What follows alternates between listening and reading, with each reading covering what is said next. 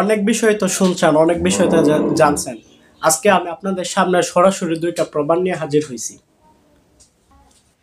আসসালামু আলাইকুম ওয়া রাহমাতুল্লাহি ওয়া বারাকাতুহু। আলহামদুলিল্লাহ, আল্লাহ তাআলার দরবারে লাখো কোটি শুকরিয়া যে মহান আল্লাহ সুবহানাহু ওয়া তাআলা আমাদেরকে সুস্থতার এক নিয়ামত দান করেছেন। সুস্থতা আল্লাহ তাআলার অনেক বড় নিয়ামত। তো প্যারে ভাই, দোস্ত, বুজুর্গ, আজিজো, যে আজকে কোন বিষয়ে কথা বলবো অবশ্যই আপনারা জেনে গেছেন। আজকে আমরা দাওয়াত ও তাবলীগে যে 2018 সালে 1 ডিসেম্বর কি হয়েছিল ওই দিন, যেটা আপনাদের কাছে সরাসরি ভিডিও ফুটেজ নিয়ে আমি আপনাদের মাঝে এরকম হাজির হয়েছি। এবং 2024 সালে 18 ডিসেম্বরে যে কি হয়েছিল টঙ্গীর মাঠে, তো এই বিষয়গুলো নিয়ে, এই দুইটা বিষয় নিয়ে আমি আপনাদের সামনে হাজির হয়েছি। আপনারা যদি পুরো ভিডিওটা এরকম শুরু থেকে শেষ পর্যন্ত দেখেন, আশা করি আপনারা প্রকৃত সত্য জানতে পারবেন। তো প্রিয় ভাই, দোস্ত, বুজুর্গ, যে আমি কিছু কথা বলিনি, তো ভিডিওর শেষের দিকে আমি আপনাদেরকে এই দুইটা প্রমাণ ইনশাল্লাহ দেখাবো। তো যে বিষয়টা বলতেছিলাম ভাই, যে সারা দুনিয়ার মধ্যে আল্লাহ তাআলা দাওয়াত ও তাবলীগের মেহনতকে চালাইতেছেন। এই মেহনত নতুন কোনো মেহনত না, এই মেহনত হচ্ছে নবীওয়ালা মেহনত। যারা এই মেহনত করবে আল্লাহ তাআলা তাদেরকে দামি বানাই দিবেন। আর এই মেহনতের দ্বারা কোনো দুনিয়াবি উদ্দেশ্য হাসিল করা যাবে না। হ্যাঁ, এই মেহনত দিয়ে মানুষের আখিরাত ঠিক হয়ে যাবে। এরকম কাকরাইল থেকে মুরব্বীরা, এরকম হযরত উলামায়ে কেরামরা এরকম জামাত বানায় বানায় এরকম মসজিদের মধ্যে যখন পাঠায়, একটা মানুষের মধ্যে এরকম প্রশ্ন জাগতে পারে যে যারা এই এক আমিরকে মানে, এরকম নিজামুদ্দিনকে মানে, তারা আলেম ওলামা বিদ্বেষী। এই কথাটা ভাই একবারে 100% গলত এবং 100% মিথ্যা কথা। হ্যাঁ, কিভাবে আলেম বিদ্বেষী হয় আর একটা সাধারণ মানুষ কিভাবে আলেম বিদ্বেষী হয়, এই বিষয়টা আপনাদের কাছে আজকে খোলাখুলি সরাসরিভাবে আমি বিষয়টা ক্লিয়ার করতে যাচ্ছি। যে ভাই, যখন এরকম সাধারণ মানুষ বা একটা মানুষকে আল্লাহ রাস্তায় বের করাতে কত কঠিন, এটা যে গাস্ত করে সে বুঝে ভাই। যে একটা মানুষের কাছে এরকম ভিক্ষুকের ন্যায় বারবারে যাওয়া, এরকম ভিক্ষুকের ন্যায় তাদের কাছে এরকম সওয়াল করা, কি সওয়াল করা, জান সওয়াল করা, এরকম নগদ জান সওয়াল করা। সারা দুনিয়ার মধ্যে সবচাইতে বড় সওয়ালকারী হচ্ছে তবলিগওয়ালারা, যে মানুষকে এরকম নগদ সওয়াল করে। হ্যাঁ, মানুষকে তার স্থান থেকে, এই স্থান থেকে পরিবর্তন করে এরকম সওয়াল করে এরকম নিয়ে আসে। কিসের জন্য? যে আল্লাহ রাস্তা বের হওয়ার জন্য।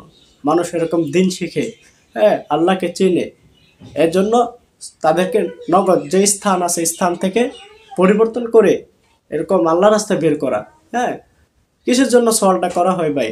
তার আখেরাত যেন ঠিক হয়ে যায়। একটা মুসলমানের যখন আখেরাত ঠিক হয়ে যাবে, তখন তার সব কিছু, সমস্ত কিছু ঠিক হয়ে যাবে। তো যে বিষয়টা বলতেছিলাম ভাই, যে কখন মানুষ একটা আলেম ওলামা বিদ্বেষী হয়, ধরেন একটা কোটিপতি যায়, একটা কোটিপতির কাছে একটা কোটিপতিকে নিয়ে এরকম কাস্তে করতে হয়, এরকম এরকম মকা বুঝে এরকম সেই তবকার লোকই নিয়ে ওই তবকার লোকের কাছেই যাওয়া। হ্যাঁ, দাওয়াত তাবলীগের শুধু যে এরকম গরিব মানুষই দাওয়াত তাবলীগের মেহনত করে না ভাই, কোটিপতি যারা এরাও দাওয়াত তাবলীগের মেহনতে আছে, যারা রিক্সা চালায় তারাও দাওয়াত তাবলীগের মেহনতে আছে, যারা ডাক্তার, ইঞ্জিনিয়ার, ম্যাজিস্ট্রেট, মাওলানা, হাফেজ সাহেব, কারি সাহেব, শাইখুল হাদিস সবাই কিন্তু দাওয়াত তাবলীগের এই মেহনতের সাথে আছে। আর এই চার মাহাদ এরকম সারা দুনিয়ার চার মাযহাবের এরকম মানুষ এই তাবলীগের মেহনতের মধ্যে আলহামদুলিল্লাহ আছেন। নিজামুদ্দিনকে মেনে, এক আমিরকে মেনে মেহনত করতে থাকে। এই বিষয়টা বলতেছিলাম ভাই, এই মেহনতটা সারা দুনিয়ার মধ্যে আল্লাহ তাআলা চার মাযহাবকে এই মেহনতের মধ্যে লাগাইছেন।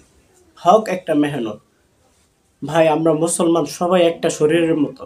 আল্লাহ রাসূল সাল্লাল্লাহু আলাইহি সাল্লাম যে বলেন যে মুসলমান হচ্ছে একটা শরীরের মতো। শরীরের কোনো জায়গায় যদি এরকম কাঁটাবিদ্ধ হয় বা কাইটা যায়, তো শরীরটা অনুভব করতে পারে যে শরীরটার এই জায়গার মধ্যে কেটে গেছে। আর আজকে আমরা মুসলমান এরকম মারামারি করে, কাটাকাটি করি। এটা সারা দুনিয়ার মধ্যে ভাই, সারা দুনিয়ার মধ্যে আমাদের এই বাংলাদেশটা একটা লজ্জিত একটা জায়গা হয়ে গেছে, জঙ্গি জায়গা হয়ে গেছে। কেন ভাই? কথা নিয়ে এরকম মাসলাগত সমস্যা থাকতেই পারে, এটা স্বাভাবিক। এটা নিয়ে বসেন সমাধানের জন্য। হ্যাঁ, এটা তো এই আগের শাহবাজমানদের জামানার মধ্যে এরকম কথা নিয়ে, এরকম বিভিন্ন বিষয় নিয়ে মতামত নিয়ে এরকম মতানৈক্য থাকতে পারে? এর জন্য তো মারামারি করতে হবে, কাটাকাটি করতে হবে? এটা তো ভাই হাস্যকর একটা বিষয়। আজকে মানুষ নামাজ পড়তেছে না, দলে দলে জাহান নামের দিকে দৌড়াইতেছে, যে মানুষ কিভাবে নামাজি হয়ে যায় সেই ফিকির আমাদের মাঝখানে নাই।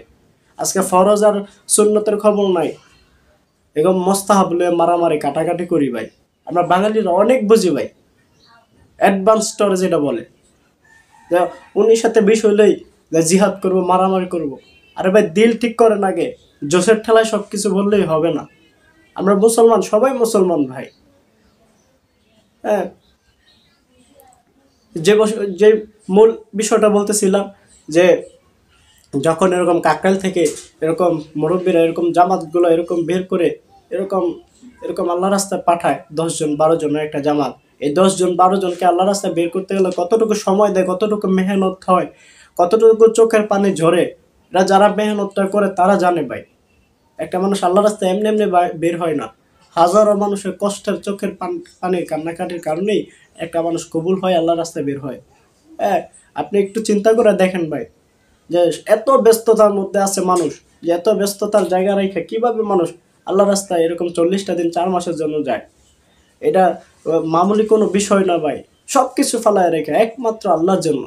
হ্যাঁ, কোনো দুনিয়াবী উদ্দেশ্য, কোনো দুনিয়াবী ব্যবসায়ীর জন্য মানুষ আল্লাহ রাস্তায় বের হয় না। যখন ওই জামাতগুলো এরকম মসজিদের মধ্যে যায়, এরকম হজরতে ওলামায়ে কেরামের খেদমতেই তো পাঠাইতেছেন ভাই, মানুষকে দিন শেখানোর জন্য। এর চাইতে সহজ মৌকা আর কি হইতে পারে? যারা সাধারণ মানুষ আছে, হ্যাঁ, যারা এরকম মাদ্রাসার ছাত্ররা আছেন, তালেবে এলেমরা আছেন, হ্যাঁ, হজরতরা আছেন, তারা তো আসেনি আলহামদুলিল্লাহ, মাদ্রাসার লাইনে মেহনত করতেছেন, খেদমত করতেছেন। কিন্তু আম মানুষ সাধারণ যারা, সবাই তো ভাই ছোট থেকে এরকম অনেকেই মাদ্রাসাতে যায় নাই, পড়েনি। তাদেরকে দিন কে শিখাইবে ভাই? হ্যাঁ, এরকম মসজিদের মধ্যে হজরতে ওলামায়ে কেরামের খেদমতে পাঠাইতেছেন 10 জন 12 জনের একটা জামাত। তো যখন এরকম বেডিং নিয়ে তারা মসজিদে যায়, আমরা তাদেরকে সময় দেওয়ার পরিবর্তে আমরা যদি তাদের বেডিংগুলো মসজিদ থেকে বের করে দিই, মসজিদ থেকে ফেলায় দিই, তাহলে তার মনের একটা সাধারণ মানুষ, একটা সাধারণ থেকে সাধারণ মানুষের মনেও একটু কষ্ট লাগে, দিলের মধ্যে কষ্ট লাগে। ওইখান থেকে কিন্তু মানুষ এরকম ওলামা বিদ্বেষী হয়। যে আহা, কি দরকার ছিল আজকে যদি বেবি বাল বাচ্চা চাকরি বাকরি রেখা এরকম জামাতে নাইতাম, তাহলে তো এত বড় অপমানিত হইতাম না। নতুন সাথী যারা ভাই 40 দিনের জন্য বের হয়েছে ভাই, দিন শেখার জন্য, কালেমা শেখার জন্য, নামাজ শেখার জন্য, এরকম নামাজের ফরজ শেখার জন্য, নামাজের ওয়াজিব শেখার জন্য, নামাজ ভঙ্গের কারণ শেখার জন্য, অজুর ফরজ শেখার জন্য, অজু ভঙ্গের কারণ শেখার জন্য, নামাজের ওয়াজিব সম্পর্কে, এরকম গোসলের ফরজ সম্পর্কে, তাইমুমের ফরজ সম্পর্কে, এই বিষয়গুলো জানবে মানুষ, আমল করবে। এটি শেখার জন্য মানুষ যখন আল্লাহ রাস্তায় বের হয়, আর আমরা যখন বিভিন্ন রকমের ফতুয়া দিয়ে, মাসলা দিয়ে এরকম মসজিদ থেকে তাদের বেডিংগুলো এরকম ফেলে দেই, এই পক্ষ ওই পক্ষ করে এরকম ফেলে দেই, তখন তাদের মনে আজীবন এই মেহনতের এই কষ্টটা তাদের অন্তরে গেঁথে যায়। হা, গেছি দিন শেখার জন্য, একজন হুজুর আমাদেরকে মসজিদ থেকে বের করে দেয়। বলেন ভাই, আলেম ওলামা বিদেশি কে বানাইতাছি ভাই? প্রশ্ন জাগে না ভাই, যে আলেম ওলামা বিদেশি কে বানাইতেছে? বুঝতে হবে ভাই। আমরা যদি তাদেরকে একটু সময় দিতাম, 10 মিনিট 15 মিনিট, যে একটা মানুষ সূরা জানে না, তাকে একটু সূরাটা শিখাই দিলাম। না ভাই, জামাত আসছে, জামাত দেখা এই অনেক, আল্লাহ মাফ করে ভাই, অনেক হুজুররা নামাজটা কোনো রকম পড়ায় দৌড় মারে গিয়া এরকম খানকার মধ্যে বৈশা মোবাইল টিপতে থাকে। 5টা মিনিট সময় দেন, দেখেন তারা কি করে। আর যখন একটা মসজিদের ইমাম সাহেব সময় দেয়, তখন তাদেরকে অনেক সম্মান করে ভাই। কতটুকু সম্মান করে! একটা আলেম যদি আল্লাহ রাস্তায় বের না হয়, এরকম জামাতে বের না হয়, তখন তা না হলে সে বুঝতে পারে না যে তাবলীগ ওয়ালারা কতটুকু সম্মান করে যে একজন ওলামায়ে কেরামকে। ভাই, আমি মুখে বললেই হবে না যে আমি আলেমকে ভালোবাসি, কাজে পরিণত করতে হবে। বর্তমানে বাংলাদেশ একটা স্লোগান, হ্যাঁ, ওলামায়ে কেরাম যেখানে আমরা আছি সেখানে। ভাই, মুখে বললেই তো হবে না ভাই। কতটুকু সম্মান কদর করতেছে যারা নিজামুদ্দিনকে মানেন, ওই সাথীরা কি পরিমাণে ওলামায়ে কেরামকে সম্মান করে, যে আলেমকে সম্মান করে সে বুঝতে পারে ভাই।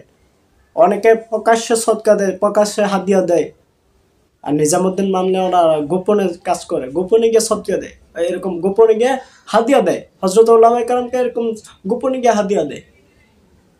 এই বিষয়গুলো আমাদের চোখের সামনে ভাই আমরা নাই, কথাটি বলার উদ্দেশ্য ছিল না ভাই।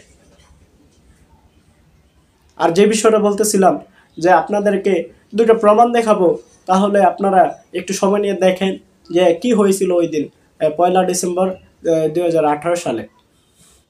5 দিনের জোর করতে বাধা দেওয়ার অংশ হিসেবে ময়দান দখল করে রাখে। শনিবার সকাল থেকেই মাদ্রাসার ছাত্ররা টঙ্গীর ময়দানের ভিতরে সশস্ত্র অবস্থায় লাঠি, পাথর, ধারালো অস্ত্র নিয়ে চতুর্দিকে এবং প্রত্যেক গেটে অবস্থান করতে থাকে।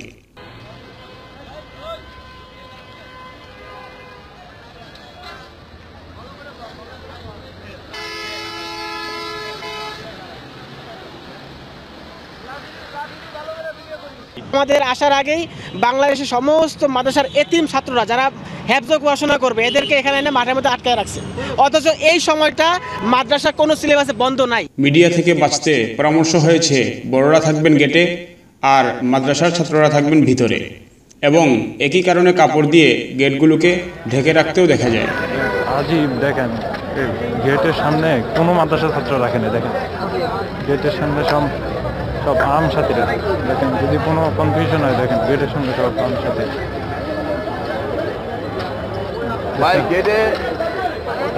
গেটের সাথে সব আম সাথী, ভিতরে সব অস্ত্র নিয়ে চতুর্দিকে এবং প্রত্যেক গেটে অবস্থান করতে থাকে। এদিকে তাবলিগের মূলধারার হাজার হাজার সাথীরা সম্পূর্ণ খালি হাতে পায়ে হেঁটে ময়দানের দিকে চলতে থাকে। ভিডিওতে দেখা যায় তাদের হাতে কোনো সামানাই নেই। তারা জিকিরের স্বাদের শান্তিপূর্ণ অবস্থানে মাঠের ভিতর অবৈধ দখলে থাকা মাদ্রাসার ছাত্ররা টঙ্গীর ময়দানে 3তলা বাথরুমগুলোর উপরে উঠে এবং প্রত্যেকটা গেটের ভিতর থেকে বৃষ্টির মতো ঢিল নিক্ষেপ করতে থাকে এবং ছাদের উপর থেকে লাঠিও নিক্ষেপ করে, যা বিভিন্ন সোশ্যাল মিডিয়ায় ভাইরাল হতে দেখা যায়।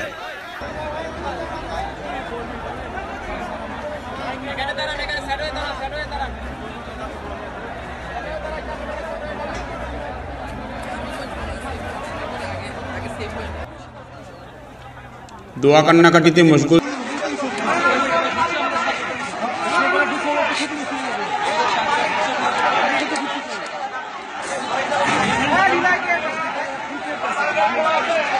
ভাই আল্লাহর রাস্তায় বড়দের ফয়সালা ভাই, ওরা সবাই বাচ্চা, ওরা ছোট না ভাই। আমরা বড়দের মেহনত নজরে কাম আগে চালু করতে হবে ভাই। এক পর্যায়ে উভয় পক্ষের গেট ধাক্কাধাক্কির পর সমস্ত সাথীরা খালি হাতে ময়দানে প্রবেশ করে।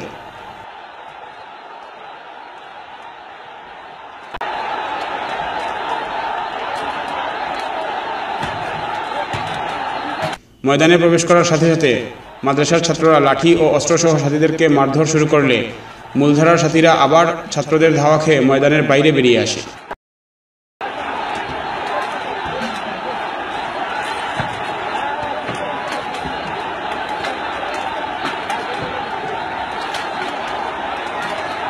প্রত্যক্ষদর্শীদের বর্ণনা অনুযায়ী এইরকম ধাওয়া পাল্টা ধাওয়ার এক পর্যায়ে দাওয়াত ও তাবলিগের মূলধারার সাথীরা মাঠের ভেতরে নিরস্ত্র অবস্থায় প্রবেশ করে।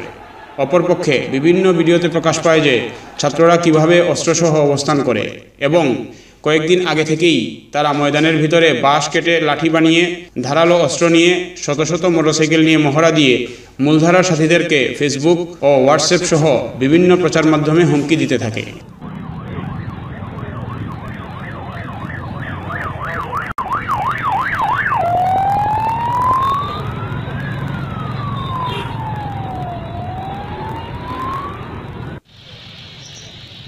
শত শত হুন্ডা সমেত পাহারা জমাত, যা অনেক দিন পূর্বের পরিকল্পনারই বহিঃপ্রকাশ।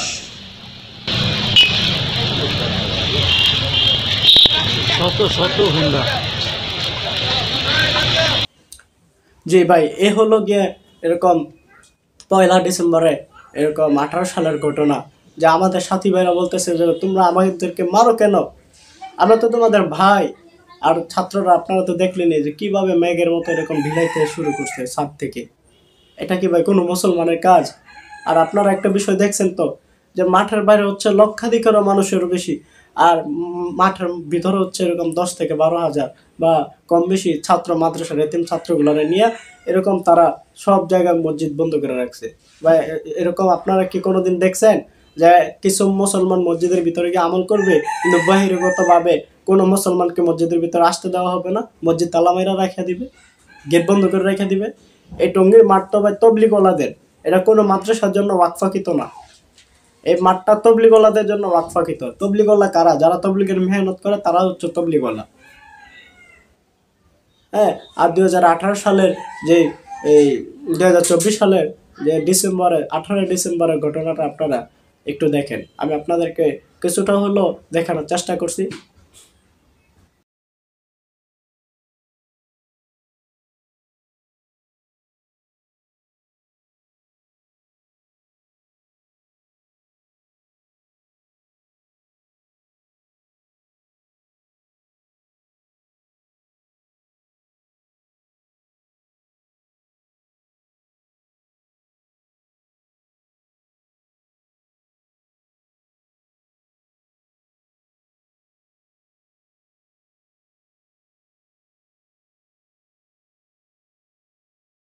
তো ভাই এই হলো বিস্তারিত ঘটনা। আর আজকে সারা বাংলাদেশের মধ্যে এরকম বিভিন্ন জায়গায়, এরকম বিভিন্ন স্থানে এরকম আমাদের সাথীদের ছবি দিয়ে ব্যানারিং করে তারা এরকম বলতেছে যে সাদ সাহেবের লোকেরা এরকম মারধর করছে, তাদের ফাঁসি চাই। এরকম আমাদের অনেক হজরতদেরকে, এরকম মুফতি মুআজ বিন নূরকে, এরকম জিয়া বিন কাসেমকে, অনেক ওলামায়ে কেরামকে এরকম ধরে নিয়ে গেছেন। ভাই আজকে খুব আফসোস লাগে, যারা দিনের জন্য জীবনকে বিলাই দিতেছেন, হ্যাঁ জীবন শেষ করে দিতেছেন মানুষ দিন শিখার জন্য, আর তাদেরকে আজকে আমরা বিনা যাচাই বাছাই তাদেরকে আমরা জেলে নিয়ে যাইতেছি, রিমান্ড দিতেছি। অনেক খুশি হইতেছি, ঠিক না ভাই?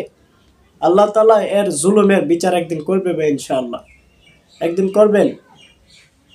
হাজার হাজার কোটি কোটি মানুষের সামনে আল্লাহ তাআলা এই মেহনতের মধ্যে যারা ফাটল ধরাইছে, আল্লাহ তাআলা এর বিচার একদিন করবেন। এর জন্য ভাই আমরা হক বোঝার চেষ্টা করি। আল্লাহ তাআলা আমাদেরকে মাফ করেন। আর কথার মধ্যে কোনো ভুলভ্রান্তি হয়ে থাকলে আপনারা অবশ্যই ক্ষমা করবেন। সবার আগে আমি আল্লাহ তাআলার কাছে ক্ষমা চাই এবং আপনাদের কাছে ক্ষমা চাই। সুবহানাল্লাহি ওয়া বিহামদিহি, সুবহানাকাল্লাহুম্মা ওয়া বিহামদিকা আশহাদু আল্লা ইলাহা ইল্লা আনতা আস্তাগফিরুকা। আসসালামু আলাইকুম ওয়া রাহমাতুল্লাহি ওয়া বারাকাতুহু।